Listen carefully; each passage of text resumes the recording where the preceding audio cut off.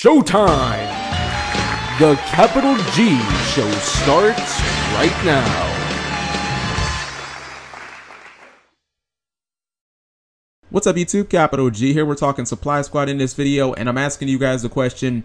Do you remember when a lot of YouTubers, they will remain unnamed, and I guess just a lot of people in general were trying to convince the Yu-Gi-Oh population that Supply Squad was a bad card? Because I sure do. It feels like it was just yesterday, and I remember always thinking to myself, anytime somebody knocks Supply Squad, like, no, you're bad.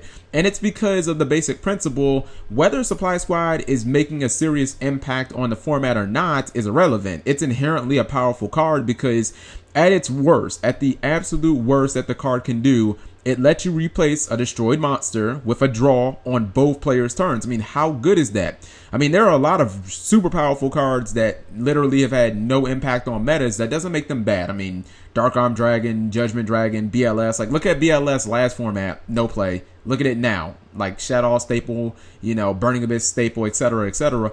And we all saw how, you know, Fire King and Scrap players basically flocked to the card, and they were largely unsuccessful. In fact, the one Fire King deck that actually, you know, topped in ARG events, I believe that was like a month ago, it wasn't even running Supply Squad, and he said that, you know, he didn't feel like it was necessary. And again, this still doesn't make the card bad in my book.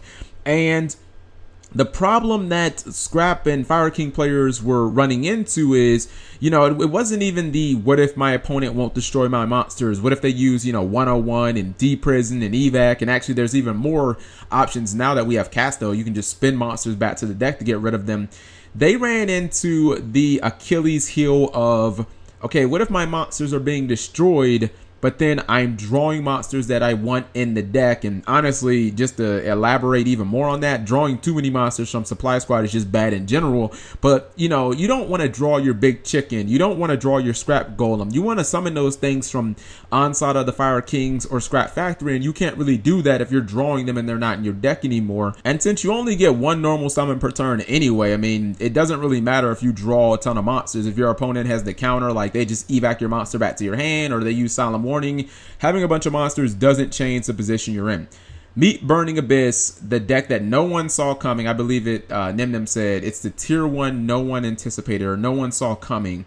And this deck seems to have figured out Supply Squad. And I say that because, man, I play against somebody playing Burning Abyss and they hit Supply Squad, and it's basically broken against the deck because not only can they kill themselves, not only do they trigger when they die, but they solve that Achilles heel, that major issue that, you know, the card was having in other decks. If you're playing against someone and they think, okay, I'll just bum rush through your Supply Squad, I'll let you draw all the cards you want, you won't be able to do anything, I'll have all the field presence and the monsters and whatnot. All you have to do in Burning Abyss is just hit them with a Wing Blast, hit them with a Karma Cut, and you convert all of that hand advantage that they're basically giving you for field advantage, you convert that into 2 layers of tangible defense. And, you know, the first layer is the fact that you get rid of one of their monsters. So if they've got Stardust Dragon, okay, well, you just Karma Cut that away, so that's no longer an issue. And then the second is, you know, Sir and Graf, they both will summon something to the field and protect your life points.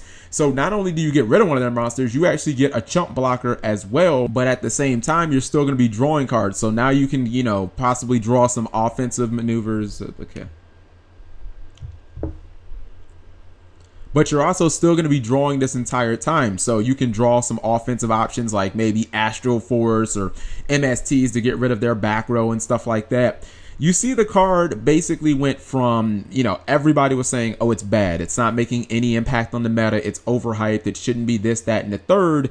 And now it's one of the biggest focal points in the entire deck. I mean, when someone activates Supply Squad, I don't know about you guys, but if I'm playing Burning Abyss, I want to get that card off the board immediately because I don't want my opponent drawing multiple cards. I mean, do you understand how difficult it is when your opponent is like, you know, Supply Squad, summon Mathematician? If you attack that fucking Mathematician, you're going to let them draw 3 cards. That's graceful fucking charity. I mean, it doesn't really matter if they're drawing monsters at that point. Eventually, they're going to draw their outs. They're going to draw the Astral Forces and the Soul Charges and whatever other cards they need to make their big pushes. So, I mean, I think that Supply Squad was one of those cards where, I mean, no one looked at the card inherently and was like, it's bad. I just think that people thought that it wasn't going to be that practical, and we finally found the deck that can really use it because, It doesn't matter if you try and give them 50 cards in hand. They're just going to be like, all right, Wing Blast, Karma Cut. We'll use those 50 cards in hand. We'll summon at the same time and we'll get rid of your shit. So I don't know. What do you guys think of Supply Squad? I think that it is a fantastic card. I think that it always was a fantastic card. It just took a deck that was going to kind of use its unique talents to the best of its ability. So thank you guys for watching as always. Thumbs up the video if you enjoyed it. Take care. Subscribing makes life happy.